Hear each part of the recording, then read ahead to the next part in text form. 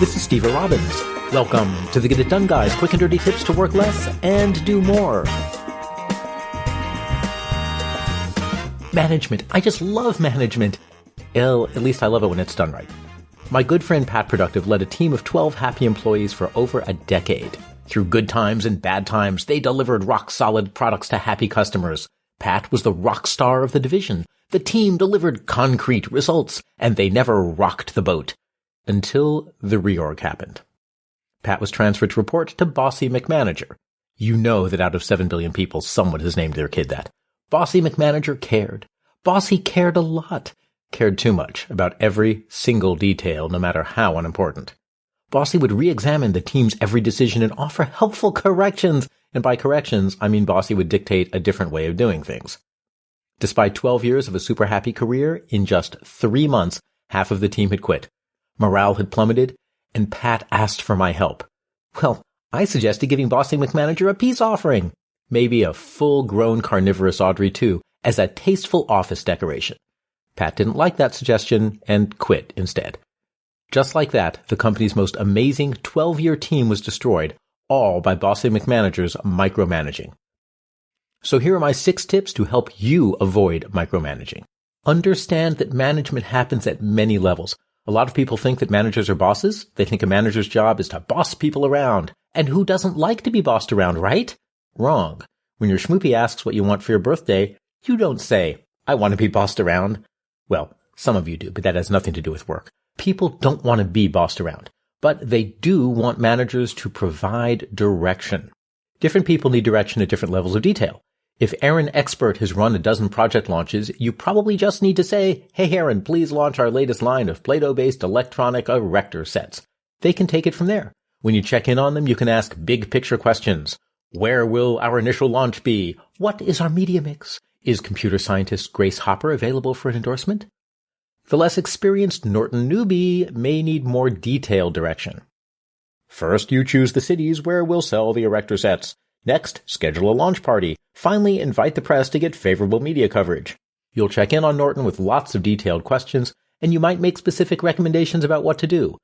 Why did you choose Schenectady for the launch? Please choose a city that's easier to spell. You invited the press by email using an ugly font. Format future email using Palatino. Norton will be grateful that you're helping them do a good job at something new. Match your employees' level of thinking. Pat's team didn't need detailed directions. They'd been delivering for over a decade, they were successful, they were tight, they just needed the big picture and they could do the rest. But Bossy McManager insisted on giving detailed direction to people who already knew what they were doing. So they became resentful and they lost patience. When someone's used to filling in their own details and you insist that they do things your way, you've got a recipe for conflict. That's why micromanaging is a problem. Do too much of it and you'll discover that employee turnover is more than just a pastry from Mrs. Lovett's pie shop.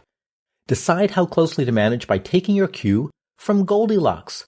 Goldilocks and the Three Bears is not really about bears, it's about resource optimization, ownership, economic justice, and appropriate punishment for breaking and entering. The bears hardly ever appear in the story, but Goldilocks looms large. Once she had picked the locks and entered the bear's house, Goldie tried a bowl of porridge. It was too hot. The second bowl was too cold, but the third was just right. A thief with a discriminating palate. The reality TV show writes itself. You don't want to micromanage. Like porridge that's too hot, micromanaging is too much. You'll demoralize your team and you'll drive them crazy imposing your details on their work. You don't want to undermanage. That's managing too little. It's cold porridge. Your team may be paralyzed, not knowing what to do next. You want to manage just right.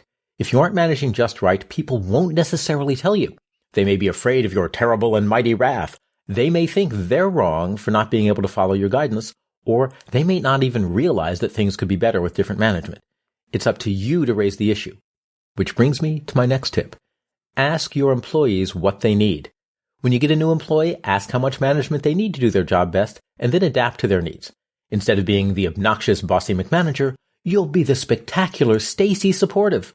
Ask what works for them. How often would you like to touch base? Where would you like me to make recommendations, and where would you prefer that I be hands-off? Harvard Business Review even presents research that the most effective way to manage is to give someone clear goals and then let them decide how they'll reach them. You just need to know how detailed those goals should be. Whatever they tell you, try it for a few weeks. Find out if they really deliver under that level of management. If so, you're off and running. Check in about management style. Your team members might be wrong about how they work best. Not everyone knows their own work style. So check in regularly and adjust course.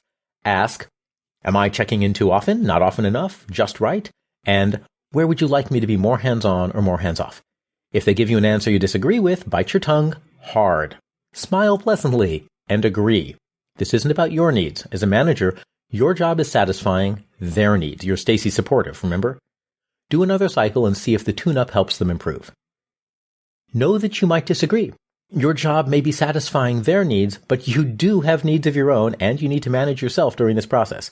If you're a details person, you might give detailed direction, and then if your team does things differently from how you do them, you might find that it drives you nuts. And that's okay. You're not supposed to agree with how they do things. My very first boss told me, if we agree on everything, then one of us is redundant.